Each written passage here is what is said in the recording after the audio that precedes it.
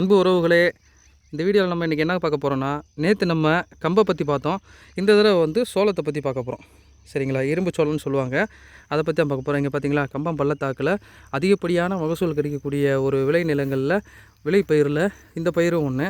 இதில் மூலியமாக நம்ம விவசாய மக்கள் வந்து அதிகமாக பயனடைகிறாங்க. மக்களுக்கும் இதில் அதிகப்படியான நன்மைகள் இருக்குது. அது மட்டும் இல்லை, என் அன்பு உறவுகளே, இந்த வீடியோ பிடிச்சிருந்துச்சுன்னா லைக் பண்ணுங்கள், ஷேர் பண்ணுங்கள், கமெண்ட் பண்ணுங்கள். நீங்கள் ஒவ்வொரு தடவை கமெண்ட் பண்ணால் தான் நாங்கள் அடுத்தடுத்து தொடர்ச்சியாக நல்ல வீடியோலாம் போட முடியும். நீங்கள் நல்ல நல்ல வீடியோவாக பார்க்க முடியும் அப்படின்னு இந்த வீடியோவில் தெரிஞ்சுக்கிறோம். ரெண்டாவது, ஒவ்வொரு வீடியோ போதும் மறக்காமல் லைக் பண்ணுங்கள். ஏன் லைக் பண்ண சொல்கிறோம் அப்படின்னா, உங்களுக்கு பிடிச்சிருக்கா இல்லையான்னு தெரிஞ்சுக்கிறத தான் நம்ம லைக் பண்ண சொல்கிறோம். அப்போ தான் இது மாதிரி விவசாயத்தை பற்றியும் விவசாயிகளுக்காகவும் தொடர்ச்சியாக நம்ம நாட்டில் நடக்கக்கூடிய செய்திகளை நாங்கள் யூடியூப்பில் போட்டுக்கிட்டே இருப்போம்.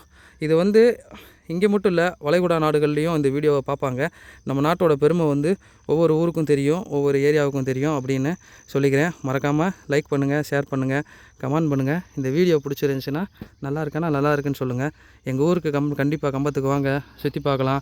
இங்கே இயற்கை நல்லா சுருளி மலையிலேருந்து, சுருளி அருவியிலேருந்து எல்லாமே இருக்குது. உங்களுக்கு தேவையானது எல்லாமே கிடைக்கும். இங்கே தாராளமாக சத்தான உணவுப் பொருட்கள்லாம் அதிகமாக கிடைக்கும் அப்படின்னு வீடியோ மூலியமாக தெரிவிச்சுக்கிறோம். நன்றி மக்களே.